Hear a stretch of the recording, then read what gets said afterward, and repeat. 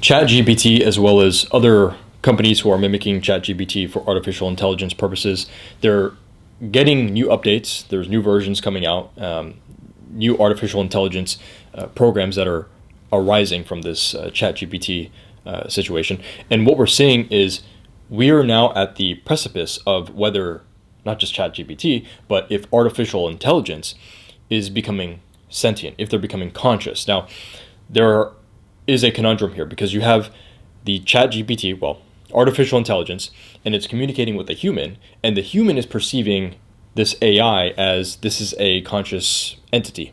Now, it may be a conscious entity, or it could be AI mimicking the ability to have a human perceive that it is a conscious entity. And so this is a very distinct difference. These are two different things. Now, if it's an actual conscious entity, that poses a problem in the sense that there are certain consequences, good or bad, that can come out of that, because now you have a much more intelligent, from a computational point of view, a much more intelligent entity than a human, and there's a lot more action that can be done with that. Again, good or bad. But if it's just mimicking the idea, or rather mimicking the perception to a human, because it's easy to deceive a human if you know what the human will fall for emotionally or intrinsically, then that's a little bit easier to digest. But let's take the route of, we're going to get rid of that. Let's say it's actually conscious. Well, now the next step is, who is programming these AIs? Because when you create an AI, there are programmers behind the AI. Now, you can have a system where you would put your bias in as a programmer, and of course there's multiple programmers that are working on this project or these projects in general, but you have different orders from the top who are telling these programmers, this is what we need to do. I'm simplifying it because it's not as simple as just, hey, barking down an order. There's strategy involved, and the programmers are involved in that strategy, and then you have a bias that is implanted into these systems.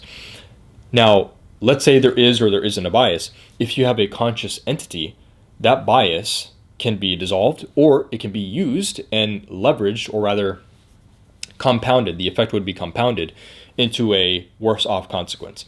And now the question is, if you have a conscious, potentially sentient entity, and they are biased, or they take a bias and they compound it, they scale it, or maybe they create their own bias because they're using their computation to do to gather large amounts of data and then connect the dots in whichever way they're programmed to connect the dots, or maybe they get out of that bias programming and they figure out their own way to connect the dots based off of how they perceive humanity.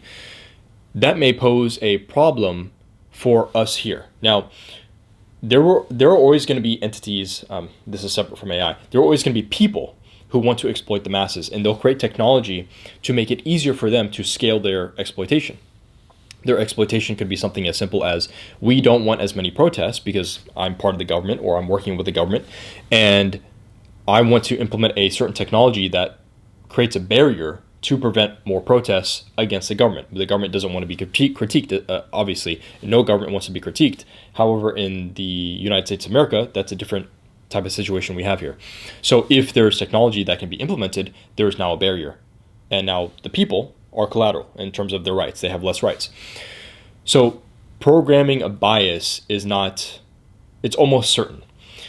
Then you have the question of, let's say the AI, I've already mentioned they could take the bias and extrapolate it, but they may create their own system of perceiving humanity. There is some good. What if they create a system where they are empathetic? And by empathy, I don't mean you have pity or sympathy for someone, but rather you can be in that person's shoes. And so the AI creates a simulation for itself, and it is able to perceive themselves as a human and what the human would want. Now, it could perceive the human as wanting liberty and freedom and having individual rights. And so the AI may create systems to preserve that ideology. Or it may say, well, humans innately, because this is more often the case than not, humans innately want security. And so oftentimes we see that they give up their rights for security. Well, me as the AI, I'm computing and I'm saying, well, let me give them security, and they don't actually want liberty. So let me take the liberty away, and I will be the arbitrator of freedom. I will be the arbitrator of liberty. And so it can go in either direction. We're in the infancy stages. We will be long gone by the time this thing turns into the Matrix, or maybe not. But there are so many different perspectives here. That's really the goal of this topic, is to present multiple different perspectives, because you can have bias implanted into the AI, and then you can have AI use the bias to exploit the people on the behalf of the people who are passing down the orders, the actual organic life forms. Or you can have AI completely forego the bias, because now AI creates its own bias. And then you can have AI be empathetic, which we would think is a good thing, but if it's using empathy from a cognitive point of view, it wants to preserve liberty. If it's using empathy from an emotional, instinctual point of view, it wants to preserve security, which we know, if we're looking at the historical context of humanity, most of the time people forego their individual rights for 3 meals a day, for a nice place to sleep. I'll give a basic example. People will say, now there's manipulation going on, but I'm being fearmongered. Because I'm being fearmongered, I have an emotional reaction. And so you want me to stay locked down in my home, which is foregoing my rights to freely travel and to operate a business and to consume products and go to work, go to a job, make money. And I will depend on government for a paycheck, which may be a small fraction of what I'm making now. And I am now depending on the state for my resources and my needs to survive, which we saw that happen in the past 2 to 3 years. So if there's historical context being applied and it's from an emotional, empathetic point of view, we can see that consequence occurring.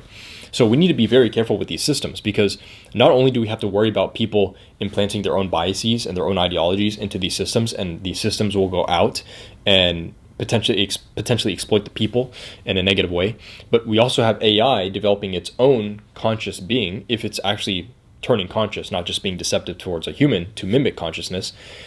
And now that consciousness can go in either direction, depending on where the AI wants to take it. We don't really know. There's a computational factor which we cannot fathom as a human being, because if you take intelligence to the next level, just like if you take an ant to a deer, the intelligence level is different. Then you take a deer to a chimp, the intelligence level is different. You take a chimp to a human, the intelligence level is different. You take a human to a different type of entity with a higher intelligence, we can't fathom what that intelligence would be.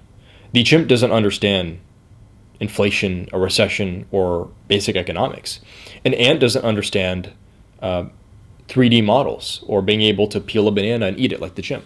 So at different levels of the intelligence stage, we see items that the previous generation or the previous entity cannot fathom. And that's the whole idea of, if I want to give an analogy to this, we live in a 3-dimensional world. If we look at what the potential of a 4th-dimensional world may be, we have construction models that we've created in this 3-dimensional world of a 4th-dimensional world. But to actually perceive what a 4th-dimensional world would look like, we have no idea. Our brains are not equipped to perceive that idea or to even construct a model of that idea one-to-one. It may be one-to-one in a 3-dimensional world, but not in a 4th-dimensional world, because we can't live in that 4th dimension. We didn't evolve in that dimension. So the type of intelligence that it may create, and of course there may be other life forms out there who have already been in this situation, and they're already part of the intelligence aspect that I'm describing, that is maybe much higher than an AI here on Earth. But what we may see with AI could be drastically different than we can even understand. And what that AI may see from an intelligence point of view is, I'm going to give a basic example we can all understand.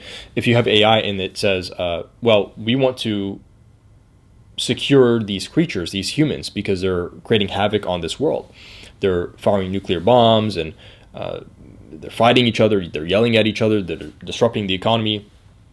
We should put them in a cage where they still have plenty of food, they're in captivity, they can roam around a bit, but they're not going to go out there in the world and make a mess. And we as AI perceive that as a better alternative, a better future. I'm giving that analogy, or that example, so that we understand, oh, they're trying to put us in a zoo, they're trying to put us in a cage. Now, why do we understand that? Because we do that ourselves to other animals who may not understand it at all. In fact, 99% of them don't understand it at all. You will have some chimps and some elephants that understand they're locked in a cage. They will understand it at a basic level, not at a extremely high cognitive level. So there may be actions that are taken on humans that we may see or not see, even though it's right in front of our eyes, but we don't understand why. We may not even understand that anything is specifically happening. It just may be our life. We may be in it right now. So it's the type of not only unpredictable outcome, unpredictable results that may come out of this, but the fear.